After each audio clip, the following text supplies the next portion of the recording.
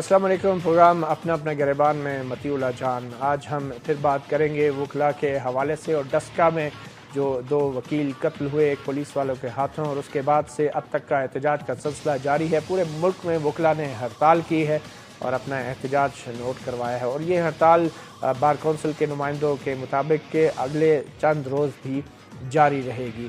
یہ پہلی بار ایسا نہیں ہوا، یقیناً ایک بہت بڑا ظلم ہے، مگر اس ظلم کے بعد پھر ظالم کو انصاف کے کٹہرے میں لا کے دی جا سکتی ہے، اور یہ سزا صرف ظالم کو ملنی چاہیے، نہ کہ اداروں کو اور عوام کو اور عام شہریوں کو، کہ جو دور دراز علاقوں سے اپنی ساری عمر کی جمع پونجی خرچ کر کے انصاف کی تلاش میں عدالتوں میں آتے ہیں اور ان کو یہ بتایا جاتا ہے کہ آج ہڑتال ہے یا کوئی وکیل عدالت میں پیش نہیں ہوگا. اور جب وکیل عدالت میں پیش نہیں ہوتے تو پھر جج بھی جج نہیں رہتے، وہ انصاف کر نہیں سکتے.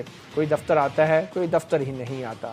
وکیل، جج اور پولیس انصاف کی گاڑی کے وہ 3 پہیے ہیں جو ایک دوسرے سے ٹکرا جائیں تو کوئی ایک پہیہ اپنا سفر جاری نہیں رکھ سکتا. اس وقت صورتحال کچھ ایسی ہی بنی ہوئی ہے.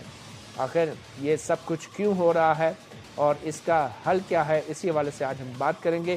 مگر ایک اور کہانی بھی ہمارے ساتھ ایک خاص مہمان، سابق جج لاہور ہائی کورٹ جناب شاہ خاور صاحب ہمارے ساتھ موجود ہیں، اور ان سے ہم پہلے تو ڈسکا میں جو سانحہ ہوا اس کے حوالے سے بات کریں گے، اور پھر جسٹس ریٹائرڈ ہمیں کہنا چاہیے یا نہیں، مگر سابق جج لاہور ہائی کورٹ شاہ خاور صاحب سے ہم سنیں گے کہ آخر جس عرصے کے لیے وہ لاہور ہائی کورٹ میں عدالتی کمیشن کے ذریعے تعینات ہوئے تھے ایڈیشنل جج کے طور پہ، اور پھر یہ ہوا کہ ان کی جو عہدہ ہے، ان کی جو ملازمت ہے، اس کو مستقل نہیں کیا گیا، جو آئین میں نیا طریقہ کار لایا گیا ہے 18ویں ترمیم کا، اس کے ذریعے.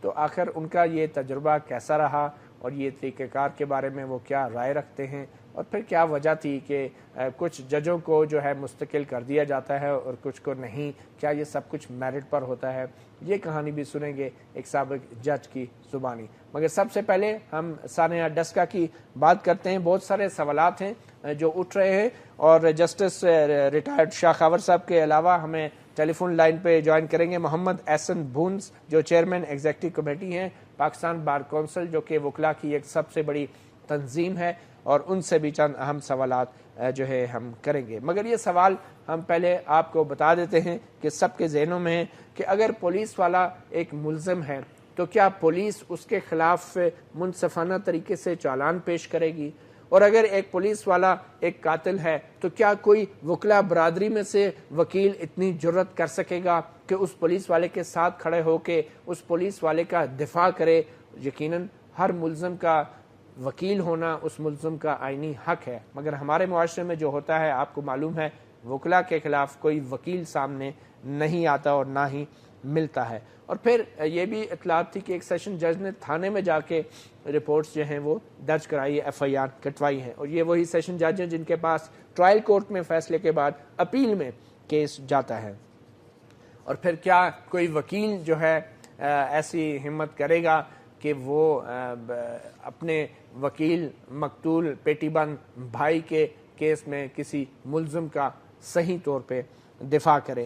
اور پھر کیا جو ملزم پولیس والا ہے، جو ایس ایچ او ہے، جب اس کو کچہری میں لایا جائے گا تو کیا اس کو تحفظ کی ضمانت دی جائے گی، اور کیا وہ پولیس والا باحفاظت کچہری سے باہر بھی آ پائے گا.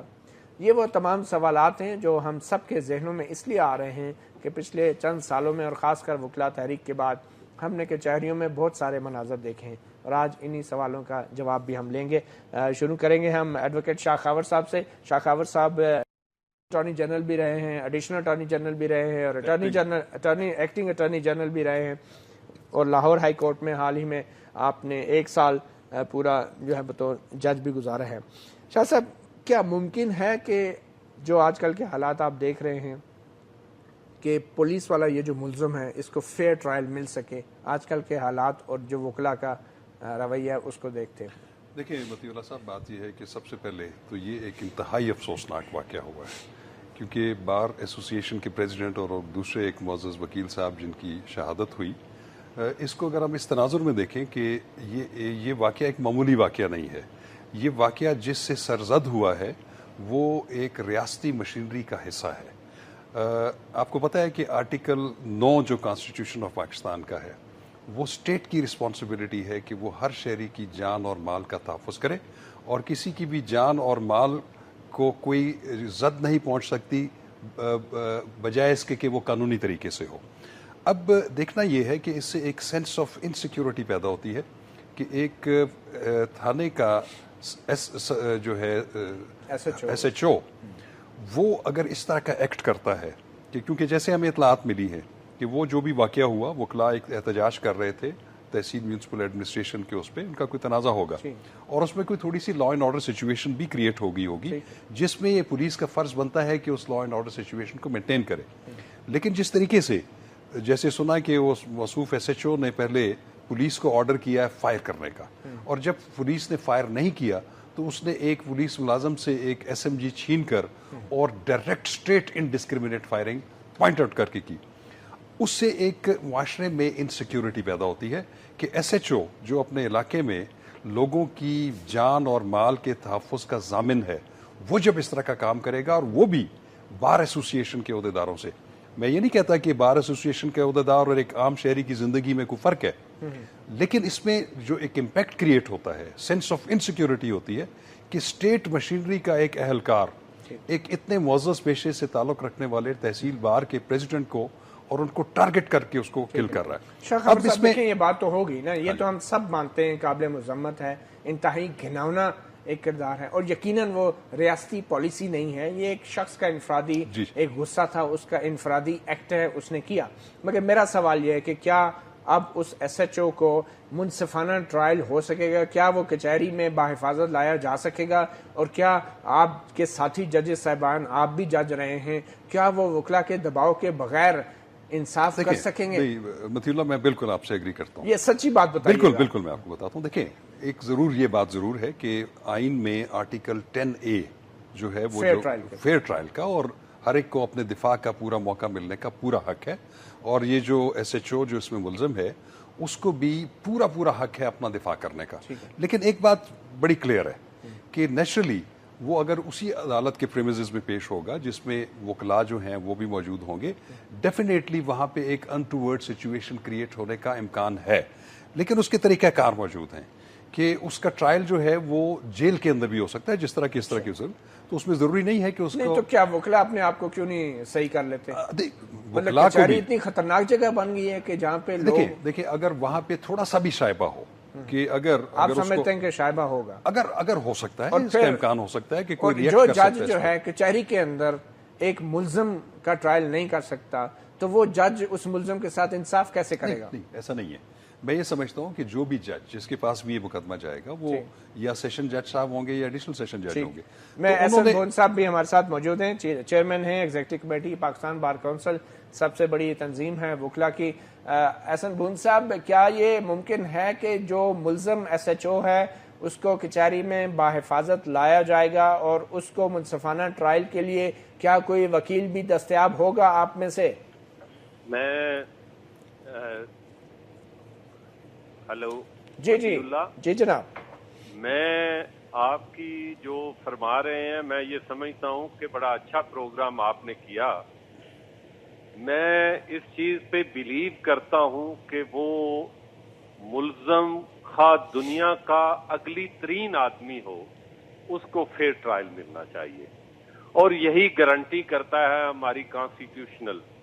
اور میں یہاں ایک بات خاص طور پہ عرض کرتا چلوں کہ میں متی اللہ جان جیسے جرنلسٹ سے یہ توقع کرتا ہوں کہ خاص طور پہ اس واقعے کی ذاتی طور پہ جا متی اللہ جان ڈسکا میں جا کے پرسنلی تھوڑا سا اس کو دیکھیں کہ یہ وہ واقعہ ہے جس میں کسی وکیل کے ہاتھ ایک کنکر بھی نہیں تھا اور جس بہیمانہ کے سے صرف اور صرف ایک بنیاد کہ اس کی شان کے خلاف نعرہ.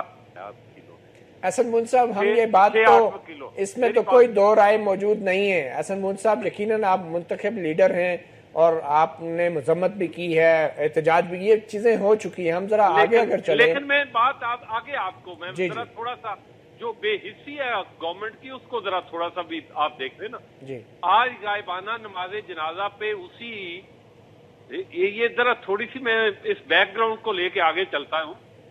कल हुआ ये कि पहले 2 घंटे पहले ये 3 मर्डर हुए, 1 जख्मी हुआ। उसके 2 घंटे बाद डीपीओ सियालकोट वहां आया, मौके पे था, उसकी मौजूदगी में 2 घंटे के बाद दोबारा उसी एसएचओ ने फायरिंग की और एक वकील को जख्मी किया।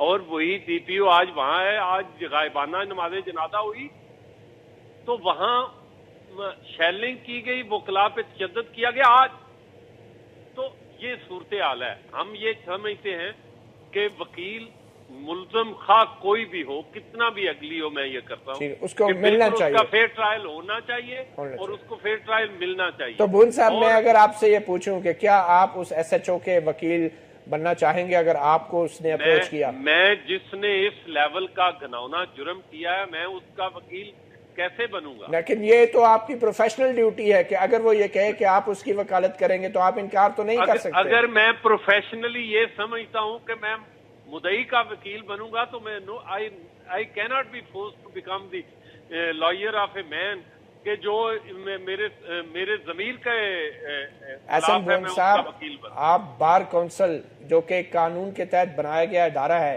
उसकी एग्जीक्यूटिव कमेटी के सरबराह हैं और कानून के मुताबिक आप ये कह रहे हैं कि आप उस शख्स के वकील नहीं बनना चाहते, तो क्या कोई दूसरा शख्स आपकी इस बात के बाद उसका वकील बनना चाहेगा?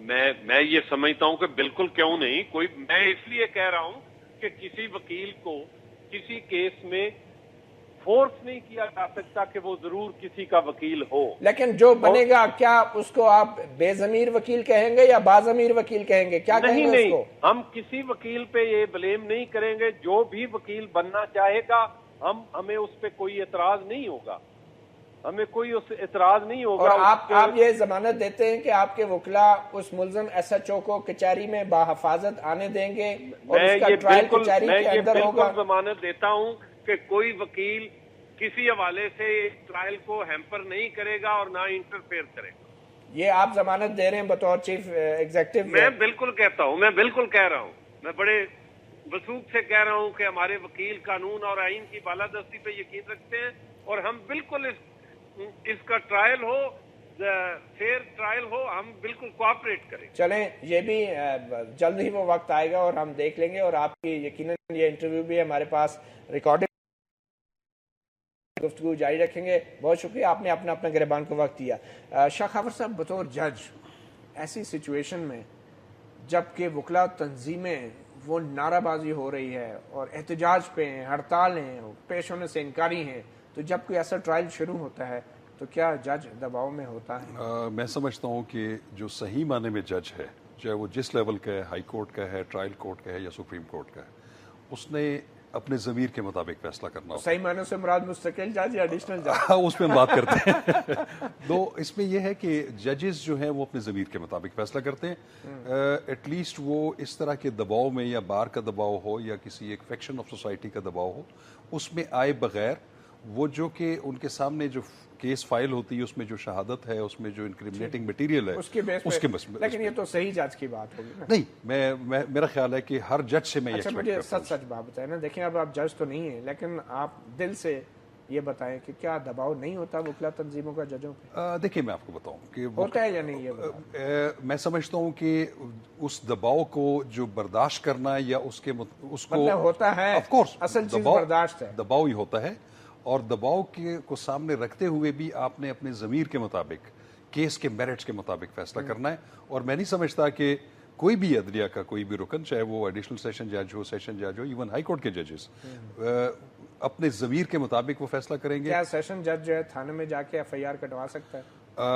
अगर ऐसा है तो ये मैं समझता हूँ कि उसने अपनी जो है ना पावर्स को एक्सीड किया है उसने, क्योंकि बाद में यही केस अपील में सेशन जज के पास जाते हैं। क्योंकि मर्डर का जो ट्रायल है वो होता ही सेशन के पास, इसी के पास जाते हैं। ऑफ कोर्स, तो फिर वो जज सुन सकता है ये केस? देखिए, अगर किसी सेशन जज ने खुद एफआईआर कटाई है तो वो उसका जज नहीं बन सकता। जज नहीं बन सकता। ये बहुत अच्छी बात की है। छोटी सी ब्रेक के बाद फिर हम सुनेंगे शाह खावर साहब की कहानी बतौर जज कि आखिर वो जज बने कैसे और फिर वो जज का ओहदा उन्होंने छोड़ा कैसे, एक वक्फे के बाद।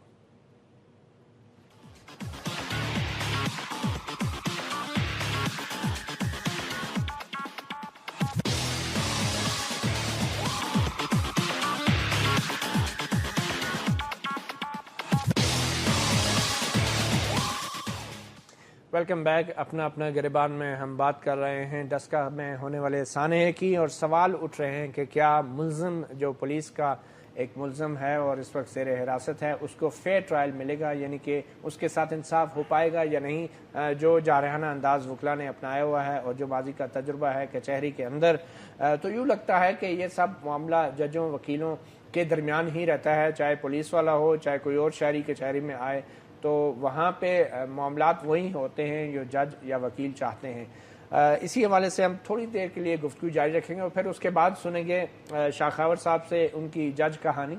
मगर उससे पहले हम आपको एक दिखाना चाहते हैं, एक हल्की सी झलक।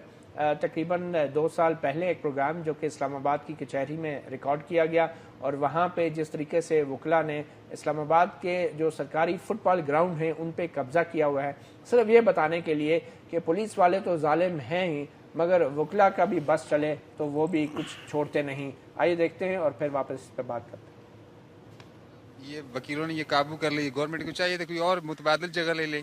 अब बच्चे खेलते हैं, नौजवान बैठते हैं, बहुत बुरा लगता है सर, बहुत गुस्सा आता है, ऐसा नहीं होना चाहिए। अब ये ग्राउंड है बच्चों को खेलने का, आपने गाड़ियाँ यहाँ क्यों पार्क की? आप तो पढ़े लिखे आदमी। असल में ये हुआ है कि हमने इधर खड़े थे, एक बंदे उनसे पूछा है कि यार हमने गाड़ी थोड़ी देर के लिए खड़ी करनी है, वैसे भी गाड़ियां खड़ी थी। इतना बड़ा ग्राउंड बोर्ड लगा हुआ है, ये फुटबॉल ग्राउंड है, खेलने की जगह, आपने मसला ये है कि मिस्टेक तो हम समझते हैं कि हमारी है, हमें नहीं खड़ी करनी चाहिए थी, लेकिन हमने सिर्फ थोड़ी देर के लिए पार्क की है। आपका नाम क्या? सईद। आपकी कितनी तालीम? मैंने MBA किया हुआ है। जगह तो ये हॉकी ग्राउंड किसकी, फुटबॉल या हॉकी ग्राउंड के लिए पहले बनाई थी, अब वो बन रही है कोर्ट्स वगैरह, तो शायद इनके खेलने के लिए बंद कर देंगे जगह, तो ये फिर खेलने के लिए बच्चे कहाँ पे जाएंगे? आपको कैसा लगता है इस तरह के वकील अगर ऐसे काम कर? ये तो उनका अपना एक एक्शन है, अब इसके बारे में मैं क्या कह सकता हूँ। आपके ख्याल में सही है या गलत है? नहीं बनाने चाहिए, ग्राउंड खेलने के लिए है तो उनको होना चाहिए, शिफ्ट करना चाहिए यहाँ से। ये खेलने के ग्राउंड में आपके वकीलों ने जो चैम्बर बनाया है, तो आप इस बारे में क्या कहते हैं? भाई हम तो ये कुछ भी नहीं कह सकते, ये तो सीढ़िया वालों का मसला है। हम अगर ये नहीं ग्राउंड तो दूसरे ग्राउंड चले जाएंगे, हमारा तो कोई भी नहीं है, हम तो खेलने के लिए आए हैं। बिल्कुल गलत है, ये हटा देना चाहिए, इसको तोड़ देना चाहिए। अच्छा, तो क्यों नहीं तोड़ रहे? तो बस तोड़ना चाहिए। क्यों नहीं तोड़ना चाहिए? क्योंकि हम इधर खेल रहे हैं। ये सर जगह टैक्स है इनका ना, बच्चों का ग्राउंड है, बच्चों को खेलना चाहिए। आपने सुना, ये वो लोग जो इस्लामाबाद F8 के कचहरी, इस्लामाबाद दारुल खिलाफत, दारुल हुकूमत जिसको कहते हैं, जहाँ पे हुकूमत होती है, उसकी बात कर रहे हैं। ये डस्का या पंजाब का कोई दूसरा इलाका या शहर नहीं है, इस्लामाबाद के अंदर भी ये वाक़यात हो रहे हैं। और डस्का में भी जो वाक़या हुआ है उसका आगाज़ शायद कुछ इसी किस्म की शिकायत से हुआ कि तहसील म्यूनसिपल ऑफिस ने कुछ वकला के चैम्बर्स को गिराया था क्योंकि वो नाजायज़ जगह पे बने थे। तो ये मामला और ये बात बहुत दूर तक जाती है, और यकीनन फिर इस तरह की सूरत हाल में बड़े बड़े सानहात भी हो जाते हैं। हम गुफ्तगू इसी मामले पे जारी रखेंगे। हमारे साथ टेलीफोन लाइन पे सैयद अतर शाह बुखारी हैं, साबिक सदर high court bar association Multan. हम उनसे बात करते हैं। अतर शाह बुखारी साहब, आपने देखा जो भी सूरत हाल पैदा हुई, आप समझते हैं कि कहाँ पे जो है वकला को थोड़ा पीछे हटना चाहिए था और कहाँ पे पुलिस वाले को खुद को काबू में रखना चाहिए था? बिस्मिल्लाह, मैं आपका वक्त का बहुत ज़्यादा मशकूर हूँ कि उसने मुझे ऑनलाइन लिया है। मैं इससे पहले एक बात ज़रूर अर्ज़ करना चाहता हूँ कि ये जो जिस रियासत में हम रह रहे हैं, ये खुदादाद रियासत ज़रूर है, लेकिन इस रियासत की बदनसीबी और कम नसीबी ये है कि इसको आज तक कोई क़यादत नहीं मिल सकी, कोई लीडरशिप नहीं मिल सकी, जिसकी वजह से ये रियासत न रियासत की तारीख में आती है, ये मुल्क न मुल्क की किसी तारीख में आता है, न ही ये कौम किसी कौम की तारीख में आ रही है। अफसोसनाक पहलू ये है कि इस बात का जो पुलिस एट्रोसिटी के हवाले से बात है, वो तो तहरीक के दौरान ही उस वक्त के चीफ जस्टिस चौधरी इफ्तिखार अहमद साहब के उनको बालों से पकड़ कर जो है खींचा गया, और उसके बाद जो भी कुछ किया गया, ये उसके बाद के लाइसेंस दे दिया गया था कि इस मुल्क में, और ये जो पुलिस है ये चूँकि हरामल दस्ता है कई एजेंसियों का, उस हवाले से जो है इसको जो भी कुछ ये करे इसको कोई रोकने टोकने वाला नहीं है। ये बात आपकी दुरुस्त है कि वकला के हवाले से जो डस्के में जो बात हुई, तो वहाँ जो भी सूरत हाल हुई, लेकिन कभी भी सूरत हाल ऐसी नहीं होती कि क़यादत अगर किसी फोर्स को मामूर करे किसी बात पर, तो वो लोगों की जानें ले ले, और वो ऐसे तबके को जो है वो हिट करे कि जो पूरी कौम की कस्टोडियन है, पूरी कौम जो है उन पर फख्र करती है कि वो اس کے نمائندے ہیں جس نے پاکستان بنایا تھا. بخاری صاحب آپ کی بات سے 100% اتفاق ہے کہ یقیناً ایسا نہیں ہونا چاہیے تھا، سب اس کی مذمت کر رہے ہیں، مگر میرا سوال وہی ہے کہ آپ نے قوم کی قیادت کی بات تو کی، کیا وکلاء اپنی قیادت کی کچھ بات کرنا چاہیں گے جن پہ بڑے سنگین الزامات لگ رہے ہیں، قبضہ مافیا کے بھی، لینڈ مافیا کے بھی، اور وہ مختلف سرکاری محکموں میں جا کے جو ہے لوگوں کے کام بھی کرواتے ہیں کالے کوٹ پہن کے، اپنا وکیل ہونے کا روب دبدبہ ڈال کے، تو کچھ اپنی قیادت کے بارے میں فرمائیں گے آپ؟ جی میرے عزیز، میں بڑے باشگاف الفاظ میں یہ بات عرض کر رہا ہوں، پوری دنیا میری بات کو سن رہی ہے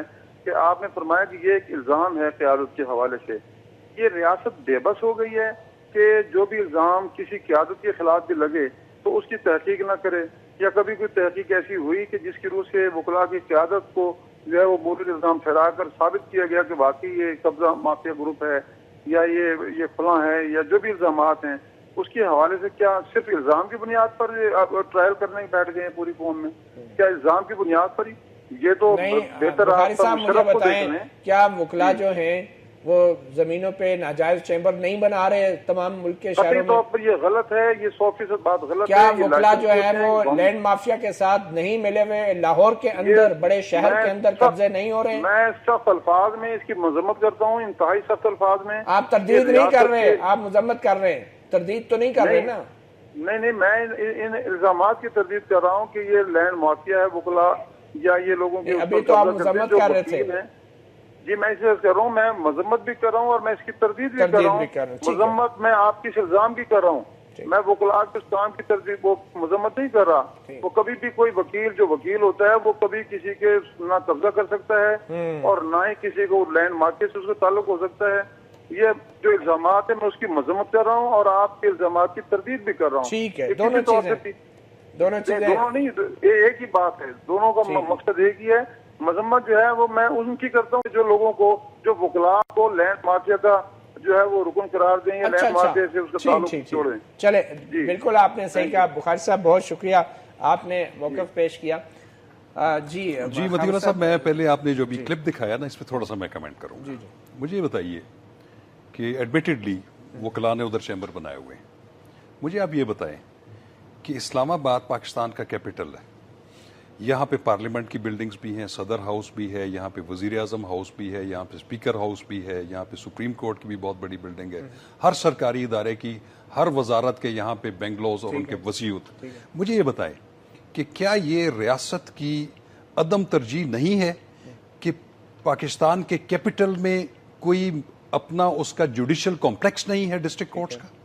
آپ نے دیکھا ہے کہ ڈسٹرکٹ نہیں، میں آپ کو بتاتا ہوں ابھی یہ جو یہ پرائورٹیز کی بات ہے، جب تک نہیں ہوگا قبضے ہوتے میں آپ کو بتاؤں اس کی وجہ یہ ہے کہ آپ نے یہ دیکھنا ہے جو پلاننگ کرنے والے ہیں، جو سی ڈی اے کے لوگ بیٹھے ہوئے ہیں، جو ہماری ایڈمنسٹریشن بیٹھی ہوئی ہے اسلام آباد کی، کیا انہوں نے ماسٹر پلان میں ضلع کچہری بنائی تھی؟ نہیں بنائی تھی. اس کی وجہ یہ ہے کہ ریاست کی یہ ترجیح نہیں ہے کہ انہوں نے انصاف فراہم کرنا ہے، جب تک اور انصاف نہیں کرے گی وکلاء قبضے کرتے رہیں گے. نو قبضہ نہیں کرتے گے. مجھے آپ یہ بتائیں کہ کیا ریاست نے کوئی ایسا قدم کیا ہے جس میں وہ ایک اتنا اچھا جوڈیشل کمپلیکس بنائے جس میں کم از کم 2-3 ہزار وکلاء بھی بیٹھ سکے؟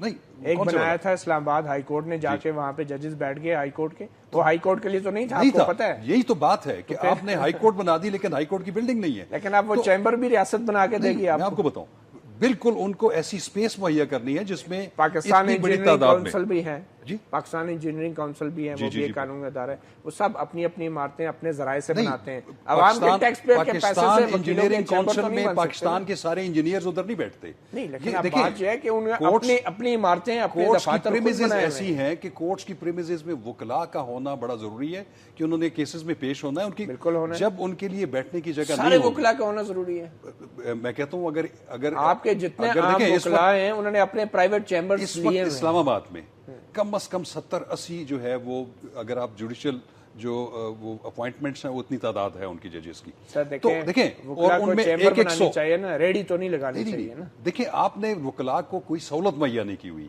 ان کو آپ نے کسی چیز کا، وکلاء کو پاکستان کے سارے شہریوں کو سہولت کی ضرورت ہے. دیکھیں میں آپ کو بتاؤں وکیلوں کے لیے، مجھے آپ یہ بتائیں کہ یہ پورے ملک میں یہ چیمبرز کے لیے کیوں اس طرح کی واقعات ہوتے ہیں؟ اس کی وجہ یہ ہے کہ وہاں پہ جو اسٹیٹ مشینریز ہیں، جو وہاں پہ ضلعی انتظامیہ ہے یا جو ہیلمز آف افیئرس کے وہ لوگ جو جن کی کنٹرول میں ہے. آپ یہ کہہ رہے ہیں چیمبر بنا کے دینے چاہیے؟ نہیں چیمبر نہ بنائیں لیکن ایٹ لیسٹ ان کو ریسپیکٹیبل آپ ایک تو پروگرام بار کریں. کونسل کیا کرتی ہے؟ آپ ایک پروگرام ایسا کریں. آپ کی بار ایسوسیشن لاکھوں روپے کروڑوں روپے آپ میرے ساتھ چلیں. آپ کو یاد ہوگا وزیر قانون بابر اعوان صاحب نے کروڑوں روپے بار ایسوسیشنوں میں بانٹے ہیں. جی تو وہ بھی عوام کا پیسہ تھا. نہیں میں ایسا نہیں ہے, وہ ان کا رائٹ ہے. آپ کہہ رہے ہیں کہ چیمبر جو ہے وہ بجٹ میں باقاعدہ وزارت قانون میں بار ایسوسیشنز کی بحالی کے لیے ہوتا ہے. لیکن آپ مجھے بتائیں مطلب آپ مجھے بتائیں, آپ اگر میرے ساتھ کیمرہ لے کے چلے جائیں ابھی, آپ دیکھیں کہ وہاں پہ سول ججز, میجسٹریٹس, ایڈیشنل سیشن ججز دکانوں میں بیٹھے ہوئے ہیں جو کرائے کی ہیں. تو بات یہ ہے کہ انصاف کا ماحول ہونا چاہیے. انصاف تو درخت کے نیچے بھی مل جاتا ہے خاور صاحب, مل جاتا ہے, کے نیچے بیٹھ کے ججز بالکل مل جاتا ہے, لیکن انصاف بڑی بڑی عمارتوں میں بھی انصاف نہیں ملتا. نہیں آپ ایسا نہ کریں. بھٹو صاحب کو پھانسی لگی تھی ایک بہت بڑی عمارت کے اندر بیٹھے ہوئے ججوں نے دی تھی. آپ جو مانتے نہیں اس بات کو؟ دنیا کے جو کیپٹلز ہیں اس میں آپ چلے جائیں, جب انصاف نہیں کرنا ہوتا نا تو بڑی بڑی عمارتوں میں بھی نہیں ہوتا. سب سے خوبصورت اور اعلیٰ ترین بلڈنگز جو ہوتی ہیں وہ عدلیہ کی ہوتی ہیں, سر وہاں بے شک ہوتی ہیں. تو لہٰذا میں ایک بات آپ سے بالکل ڈس ایگری کروں گا کہ یہ اسٹیٹ کی لیسٹ پرائیورٹی ہے. سر عمارتیں بڑی ہوتی ہیں, ادارے پھر بھی نہیں بنتے. یہ لیسٹ پرائیورٹی ہے. عمارتیں ہو جاتی ہیں, ٹھیک ہے, آپ کی بات ٹھیک ہے, لیکن اس کے لیے لیکن اس طرح کے رویوں سے تو ادارے نہیں بنیں گے. لیکن آپ کو یہ بھی وکلاء کی مشکلات کو بھی دیکھنا ہے کہ ان کو آپ نے ریسپیکٹیبل ایک جگہ دینی ہے. وہ جب نہیں ہوگی تو پھر ایسے چلیں سر کچھ دیر کے لیے اب آپ جج بننے یہ چاہیے. پروگرام کے اگلے حصے میں اب شاہ خاور صاحب بطور جج اپنے تجربات سے ہمیں بتائیں گے ایک وقفے کے بعد.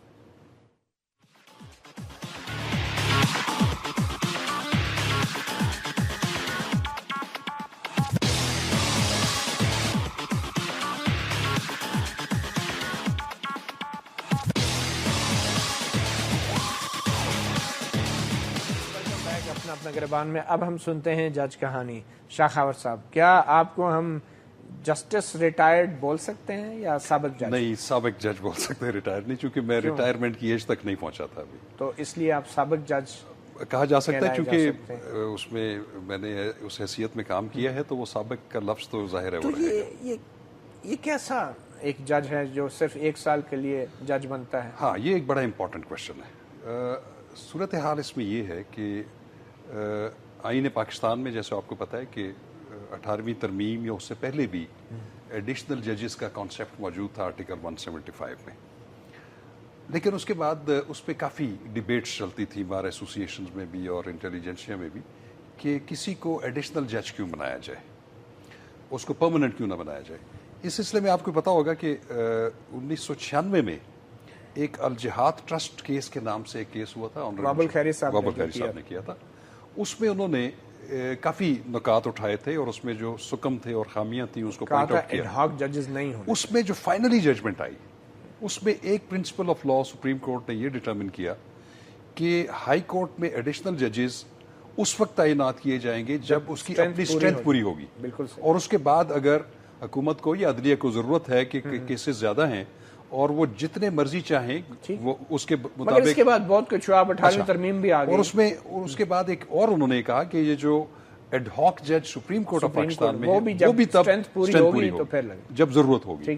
یہ ایک اچھا کانسیپٹ ہے, لیکن اب دیکھنا یہ ہے کہ کیا ایڈیشنل ججز کا تقرر اس صورت میں جب کہ اس ہائی کورٹ کی اسٹرینتھ پوری نہیں ہے یہ مناسب ہے یا غیر مناسب؟ آپ کے خیال میں؟ میرے حساب سے یہ بالکل نامناسب ہے. نامناسب؟ بالکل نامناسب. اس کی وجہ میں بتاتا ہوں, اس کی وجوہات میں آپ کو جو میں نے خود ایکسپیرینس کیا ہے. دیکھیں اس طرف آتے ہیں, لیکن آپ نے کہا نا نامناسب ہے. جی بڑی بات ہے. بالکل آپ نے پھر حلف کیوں اٹھایا ایسے عہدے کے لیے؟ میں آپ کو بتاؤں, بات یہ ہے کہ یہ ایک واحد عہدہ ہے پاکستان میں کہ جس میں آپ کو اپلائی نہیں کرنا پڑتا, ایڈورٹائز پوسٹ نہیں ہوتی. یہ جو ہائی کورٹس ہیں یا سپریم کورٹ کے جو جج صاحبان ہیں وہ اپنے جو وکلاء ان کے سامنے پیش ہوتے ہیں ان کو وہ ایویلیویٹ کر رہے ہوتے ہیں کہ ان میں سے کون وکلاء ایسے ہیں کہ جو اس قابل ہیں کہ ان کو بینچ پہ لایا جائے. تو کیوں ایڈیشنل جج لگے؟ سب کو ایڈیشنل جج کے طور پر لیا جاتا ہے. ابھی جو روایت ہے اس میں یہی ہے کہ ایڈیشنل جج, لیکن اس میں کوئی پابندی آئینی نہیں ہے. اچھا, میں ایک عام آدمی کی آواز میں اگر بات کروں, ایک دیہاتی آ رہا ہے, وہ عدالت کے اندر جھانکتا ہے, کہتا ہے ایک کچا جج ہے ایک پکا جج ہے. ایک کچا پکا جج یہ عام آدمی کی زبان میں آپ کو بتا رہا ہوں, ایک کچا جج ہے ایک پکا جج. بالکل آپ کی بات ٹھیک ہے, یہ عام آدمی کی زبان پہ بھی ہوتا ہے اور وہ جو عدالتی عملہ ہے اس جج صاحب اس کی زبان پہ بھی اس کی زبان پہ بھی ہوتا ہے. کچا جج ہے, کچا جج ہے. دیکھیں जज है, चाहे वो एडिशनल जज है, उसने जब ओथ ले लिया है, तो मैं आपको ये मिसाल दे सकता हूँ कि ओथ लेने के फौरन बाद मैं उस वक्त के honourable chief justice Lahore high court के थे, उनके साथ में डीबी मेंबर था। अच्छा, लेकिन मेरे पास आईनी तौर पे ये इख्तियार मौजूद है कि मैं अपने सीनियर जज साहब से इख्तिलाफ कर सकता हूँ। ठीक है। और जहां तक इख्तियारात का और इख्तिलाफ का ताल्लुक है, वो बराबर है। फिर आप क्या करते थे?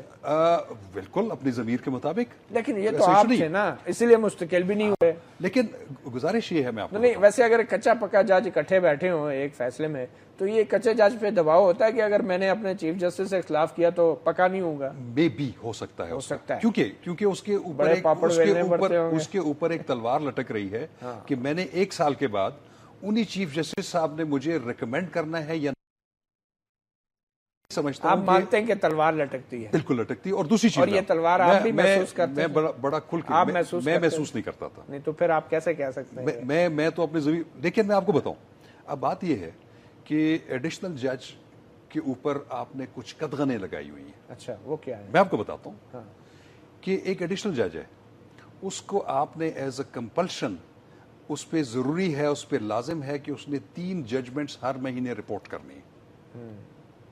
उस पर लाजिम है कि उसने 3 जजमेंट्स ऐसी लिखनी है जिसमें कि केस लॉ डिस्कस किया गया हो। इसका मतलब है कि महीने में एक एडिशनल जज ने 6 जजमेंट्स एज अ कंपल्शन लिखनी है।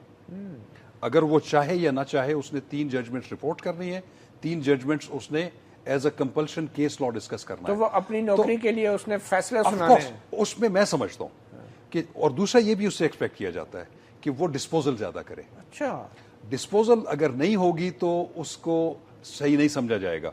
और इस चीज में जब देखें एक जज, और ये शरायत जो है पक्के जज के लिए नहीं है, पक्के जज के लिए, ये कच्चे के लिए। कच्चे नहीं, आप कच्चा पक्का मैं नहीं कहूंगा, मैं इसको एडिशनल जज कहूंगा। अच्छा, ठीक है ना। और आप भी मेरा ख्याल में नहीं आवाम की नहीं, ये एडिशनल आम आदमी नहीं सुनता। मतीउल्लाह साहब देखें, ये आम आदमी ये नहीं समझता। मतीउल्लाह साहब, मैं आपको बात बताऊं, ये एटलीस्ट आप अपने जो है ना उससे, मैं आवाम की बात करूंगा। आवाम जब कोई करेगा, लोग कहते हैं कच्चा जज है, पक्का जज, क्योंकि अदलिया एक बहुत बड़ा इदारा है।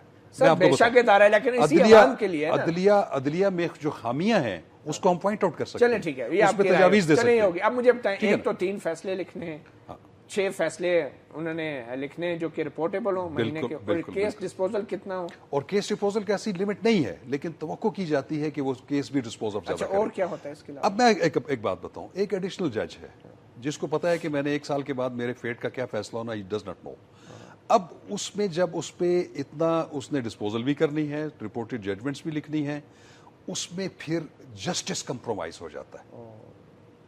फिर वो इंडिपेंडेंटली फैसला नहीं कर पाता। फिर चीफ जस्टिस से इख्तिलाफ भी नहीं कर सकता।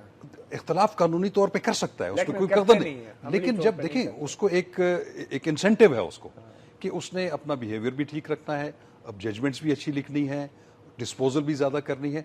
तो उसमें देखें, मैं समझता हूं कि हाई कोर्ट जो है वो पाकिस्तान की सबसे बड़ी अदालत वो इसलिए है कि अल्टीमेट कोर्ट ऑफ अपील जो है वो हाई कोर्ट है, जिसमें as a matter of right appeal का हक जो है वो लोगों को litigants, supreme court of Pakistan में लीव टू अपील है ज्यादातर केसेस में।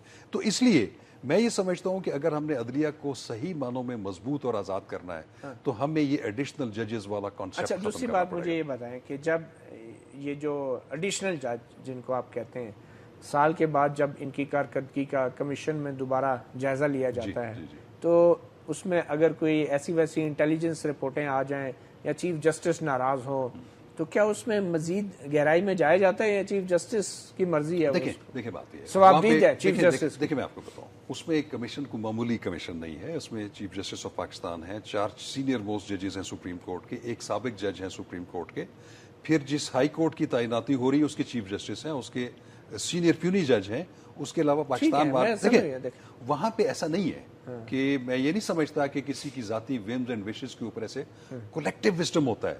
उसकी तो कलेक्टिव विजडम ने शाह खबर एडवोकेट को मुस्तकिल क्यों नहीं किया? मैं कहता हूं कि बहुत अच्छा किया नहीं किया।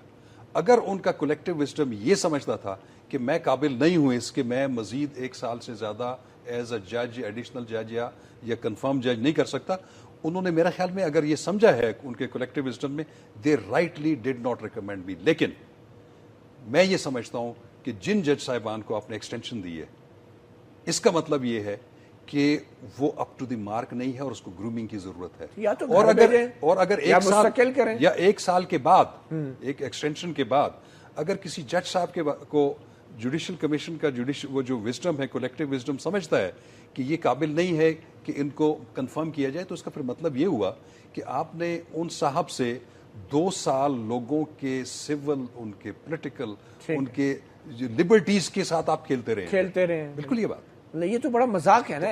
میں سمجھتا ہوں کہ آپ 1 سال کے لیے اس کو کچا چارج لگا رہے ہیں, پھر کہتے ہیں 1 سال اور ابھی اس کو ٹیسٹ کرو, ابھی پکا نہیں ہے. میں کہتا ہوں کہ ابھی اس کو اور پکاؤ. آپ پلیز کچا پکا مت کریں, ایڈیشنل جج عام کنفرم آدمی کی زبان بول رہا ہوں, اس میں کوئی تصدیق کا پہلو نہیں ہے, عام آدمی کی زبان ہے. یہ کیونکہ ادارے کی تصدیق ہے.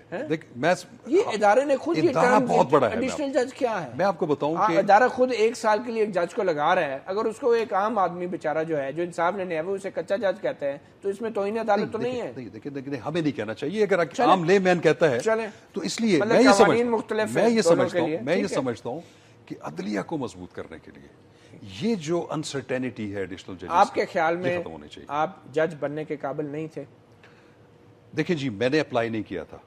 مجھے اس وقت کا جو جوڈیشل کمیشن تھا, یا جو اس وقت کے chief justice of the Lahore high court تھے, چیف جسٹس آف پاکستان تھے, انہوں نے مجھے سمجھا کہ یہ اس قابل ہے کہ اس کو ہم ایز ایڈیشنل جج بنا دیں. یہ تو پھر پرسنالٹی تو آ گیا نا. نہیں, اس میں دیکھیں یہ اس وقت کے چیف جسٹس ان کی دیکھیں مسلم آباد, وہ بینچ پہ جب ججز حضرات بیٹھے ہوتے ہیں, چاہے ہائی کورٹ ہے یا سپریم کورٹ ہے, وہ لوگوں کی ان کے سامنے وکلا جو ہیں وہ بالکل ایز اے اوپن بک ہوتے ہیں. ان کی بیہیویئر, ان کی انٹیگریٹی لیول, ان کی کمپیٹنس وہ نوٹ ہو رہی ہوتی ہے. ایون ایز ایڈیشنل جج میرے سامنے جو اچھے لائرز پیش ہوتے تھے, انٹیگریٹی والے, اچھی اسسٹنس دینے والے, میں اپریشیٹ کرتا تھا اور میرے ذہن میں ہوتا تھا کہ اس کو بینچ پہ ہونا چاہیے. اچھا یہ بتائیں, آپ کی پرفارمنس انٹیلیجنس ایجنسیز والے بھی اس پہ نظر رکھتے ہیں, خفیہ ادارے بھی؟ بالکل رکھتے ہیں. اچھا, کیا قانوناً یہ ہونا چاہیے ایسے؟ اب یہ میرا خیال میں ان کو سوچنا چاہیے کہ کن کو سوچنا چاہیے؟ جوڈیشل کمیشن کو سوچنا قانون کے تحت. اس کی وجہ یہ ہے کہ جیسے ہی کسی جج صاحب کا نام ریکمنڈیشن کے لیے جاتا ہے تو اسی وقت اس کی سیکیورٹی کلیئرنس ایجنسی سے ہونا شروع ہو جاتی ہے, اور ایون جب اس کی کنفرمیشن کا ٹائم آتا ہے تو اس وقت بھی ہوتی ہے. کیا یہ قانوناً اس بات کی اجازت ہے کہ ججوں کے لیے بھی ISI کی سیکورٹی کلیئرنس؟ سیکورٹی کلیئرنس میرا خیال ہے کسی حد تک ضروری بھی ہوتی ہے کہ اس کا انٹیگریٹی لیول, اس کا پروفیشنل, اس کا فیصلہ جو ہے ججوں کی, لیکن ججوں کی انٹیگریٹی اور کیریکٹر کا فیصلہ خفیہ ادارے کرتے ہیں. وہ سجیسٹ کر سکتے ہیں, لیکن پھر بھی اینڈ پہ یہ collective wisdom of the judicial commission ہے کہ وہ اپنے طور پہ اس کی ریکمنڈیشن کو مانتے ہیں یا نہیں مانتے, اور اپنے طور پہ کوئی انفلوئنس ڈرا کر سکتے ہیں. تو دس از دی وزڈم آف دی جوڈیشل. آپ کیا سمجھتے ہیں جو 18ویں ترمیم کے ذریعے آئین میں ججوں کی تعیناتی کا طریقہ کار تبدیل کیا گیا, کیا اس سے کوئی عدلیہ میں مثبت تبدیلی آئی؟ دیکھیں, میں سمجھتا ہوں کہ اس پہ ایک حد تک تو میں سمجھتا ہوں, کیونکہ عدلیہ میں تعیناتی عدلیہ کا جو ہے یہ سبجیکٹ ہے, اور جوڈیشل کمیشن جو بنا 18ویں ترمیم کے بعد اس میں زیادہ تر تعداد جو ہے معزز جج صاحبان کی ہے, کیونکہ وہ ان کا سبجیکٹ ہے. آپ آرمی کی سلیکشن دیکھ لیں اور اداروں کی سلیکشن دیکھ لیں, وہ خود اپنے ادارے کی سلیکشن خود کرتے ہیں. لیکن ایک چیز, اس میں بہت ساری بہتری کی ضرورت ہے, اس میں بہت زیادہ ریفارمز کی ضرورت ہے. بار ایسوسیشنز کو اس پہ اپنا رول پلے کرنا چاہیے, اور اس پہ جو میں بار بار جو بات کہہ رہا ہوں وہ یہ ہے کہ خدا را وہ جو الجہاد ٹرسٹ ججمنٹ اس کے اصول کے اوپر چلے, ایڈیشنل ججز اور ایڈالٹ ججز کے خلاف فیصلہ بالکل فیصلہ آیا ہے. یہ بتا دیں, اگر آپ کی مدت ملازمت ختم کرنے کی بجائے آپ کو 1 سال کی توسیع دے دی جاتی تو آپ قبول کر لیتے؟ میں سمجھتا کہ میں اس پہ زیادہ ڈسکریج ہو جاتا.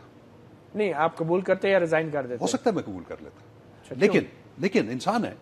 لیکن اس میں یہ ہوتا کہ میرے پیش نظر یہ ہوتا کہ میں نے اپنے آپ کو کنفرم کرنے کے لیے تگدو کرنی ہے.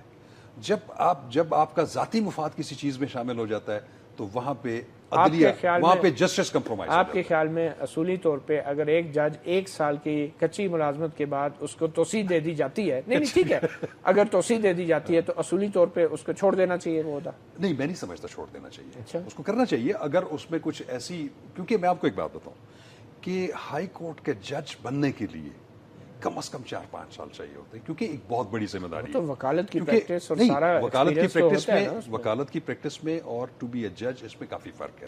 ठीक है।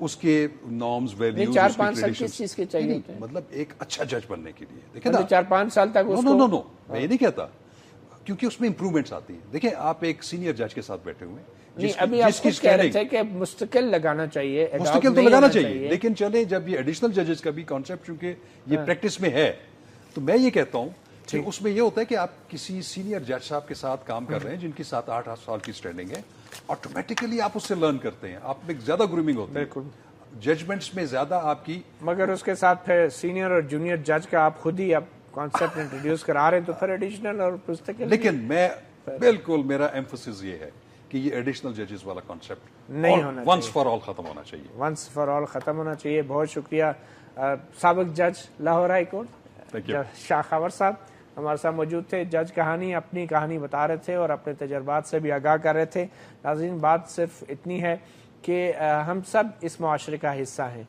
और अगर देखा जाए तो हम कातिल भी हैं, मकतूल भी, जालिम भी हैं और मजलूम भी। कचहरी एक ऐसा इलाका बन चुका है जिससे यूँ लगता है कि ये वकला की छावनी है जिसमें कोई और दाखिल नहीं हो सकता, और अगर यहाँ पे कोई फैसला या इंसाफ होगा तो वो वकला की मर्जी से ही होगा, चाहे जो भी करे। अपना गिरबान से इतना ही। मतीउल्लाह जान को इजाज़त दीजिए। अल्लाह हाफ़िज़।